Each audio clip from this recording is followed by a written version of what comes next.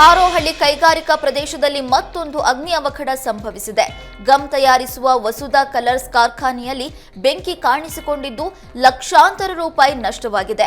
ಅದೃಷ್ಟವಶಾತ್ ಶಿವರಾತ್ರಿ ಹಬ್ಬ ಹಿನ್ನೆಲೆ ಕಾರ್ಖಾನೆಗೆ ರಜೆ ಇದ್ದ ಕಾರಣ ಭಾರಿ ಅನಾಹುತ ತಪ್ಪಿದೆ.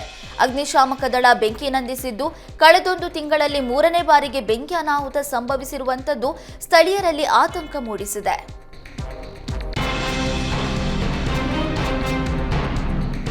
ಶಾರ್ಟ್ ಸರ್ಕ್ಯೂಟ್ನಿಂದ ದನದ ಕೊಟ್ಟಿಗೆಗೆ ಬೆಂಕಿ ತಗುಲಿ ಹಸು ಮೃತಪಟ್ಟಿದೆ. ಬಳ್ಳಾರಿಯ ಸಿರಗುಪ್ಪ ತಾಲೂಕಿನ ರಾರಾವಿ ಗ್ರಾಮದಲ್ಲಿ ಘಟನೆ ನಡೆದಿದೆ. ವಿದ್ಯುತ್ ಬೋರ್ಡ್ನಲ್ಲಾದ ಸಮಸ್ಯೆಯಿಂದಾಗಿ ಬೆಂಕಿ ಹತ್ತಿಕೊಂಡಿದೆ. ರಾಮತುಲ್ಲಾ ಎಂಬುವರಿಗೆ ಸೇರಿದ ಹಸು ಮೃತಪಟ್ಟಿದ್ದು ಮನೆಗೆ ಬೆಂಕಿ ತಗುಲಿ ದಿನಬಳಕೆ ವಸ್ತುಗಳು ಸುಟ್ಟು ಕರಕಲಾಗಿದೆ. ಅದೃಷ್ಟವಶಾತ್ ಯಾವುದೇ ಪ್ರಾಣಾಪಾಯವಾಗಿಲ್ಲ. ಬೆಟ್ಟ ಶ್ರೇಣಿಯಲ್ಲಿ ಅಗ್ನಿ ಅವಘಡ ಸಂಭವಿಸಿದೆ. ಮಡಿಕೇರಿ ತಾಲೂಕಿನ ಕಕ್ಕಬ್ಬೆ ಬೆಟ್ಟದಲ್ಲಿ 20 ಎಕರೆಗೂ ಹೆಚ್ಚಿನ ವ್ಯಾಪ್ತಿಯಲ್ಲಿ ಬೆಂಕಿ ಆವರಿಸಿತ್ತು. ಭಾಗಮಂಡಲ ವಲಯ ಅರಣ್ಯ ಸಿಬ್ಬಂದಿ ಬೆಂಕಿ ನಂದಿಸಲು ಹರಸಾಹಸ ಪಟ್ಟರು. ಕೊನೆಗೆ ಸ್ಥಳೀಯರ ಸಹಕಾರದೊಂದಿಗೆ ಬೆಂಕಿ ನಂದಿಸುವಲ್ಲಿ ಯಶಸ್ವಿಯಾದರು. ಮಹಾಕುಂಭಮೇಳಕ್ಕೆ ತೆರಳಿದಾಗ ಅಪಘಾತದಲ್ಲಿ ಗಾಯಗೊಂಡಿದ್ದವರನ್ನ ಸಚಿವ ಈಶ್ವರ್ ಖಂಡ್ರೆ ಭೇಟಿ ಮಾಡಿದ್ರು. ನಗರದ ಬಿಮ್ಸ್ ಆಸ್ಪತ್ರೆಗೆ ಭೇಟಿ ನೀಡಿ ಚಿಕಿತ್ಸೆ ಪಡಿತಾ ಇರುವ ಗಾಯಾಳುಗಳ ಆರೋಗ್ಯ ವಿಚಾರಿಸಿದ್ರು. ಪ್ರಯಾಗ್ರಾಜ್ಗೆ ತೆರಳಿದ್ದ ಲಾಡಗೇರಿ ಬಡಾವಣೆಯ 14 ಜನರಿದ್ದ ವಾಹನ ನಿಂತಿದ್ದ ಲಾರಿಗೆ ಡಿಕ್ಕಿ ಹೊಡೆದು 6 ಮಂದಿ ಮೃತಪಟ್ಟಿದ್ರು. ಅಪಘಾತದಲ್ಲಿ 8 ಜನ ಗಂಭೀರವಾಗಿ ಗಾಯಗೊಂಡಿದ್ರು.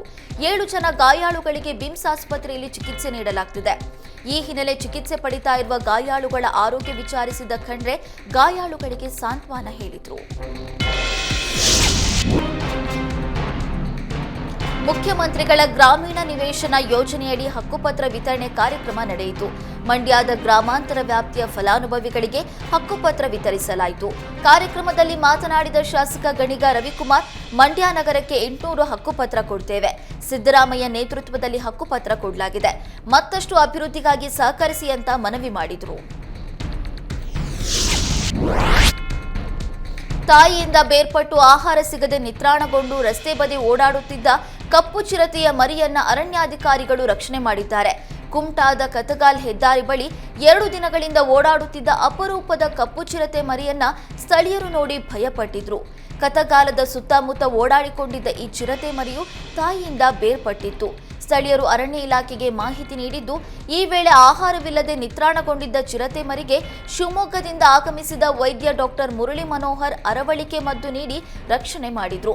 ಬಳಿಕ ಡಿಸಿಎಫ್ ಯೋಗೇಶ್ ನೇತೃತ್ವದಲ್ಲಿ ಕರಿಚಿರತೆ ಮರಿಯನ್ನ ಶಿವಮೊಗ್ಗದ ತಾವರಕುಪ್ಪ ಮೃಗಾಲಯಕ್ಕೆ ಕರೆದೊಯ್ಯಲಾಯಿತು.